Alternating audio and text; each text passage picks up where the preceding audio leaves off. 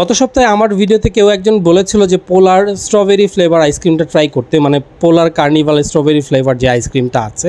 তো আমি দোকানে গিয়েছিলাম, দোকানে অনেকগুলো আইসক্রিমের মধ্যে পোলার কার্নিভাল স্ট্রবেরি যে আইসক্রিমটা আছে এটা দেখা যাচ্ছে এবং আমি এটা পিক করলাম, দেখলাম যে এটার দাম 60 টাকা। তো কোন হিসেবে সাইজটাও বড় আছে, 60 টাকা গুড ইনাফ মনে হচ্ছে।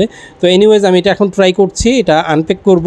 তো আনপ্যাক করার আগে বলি, পোলার বাটারস্কচ যে আইসক্রিমটা ছিল সেটারও ভিডিও করেছিলাম, অনেকেই ভালো কমেন্ট করেছেন এবং অনেকেই বলেছেন ওটা ভালো লাগেনি, কারণ পোলার বাটারস্কচ আইসক্রিমটা কিন্তু একটু বেশি মিষ্টি।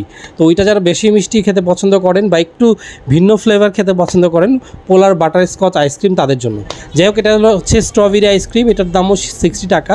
তো এটা খাবো, উপরে প্রচুর পরিমাণ বাদাম আছে। আমি একটু ঢং করে বা আমার দাঁত যেহেতু শিরশির করে জন্য আমি পোলার বা কোন আইসক্রিমটা এরকম কাগজ দিয়ে খাই, উপরে যে কাগজটা থাকে। আপনারা চাইলে ওটা ট্রাই করতে পারেন।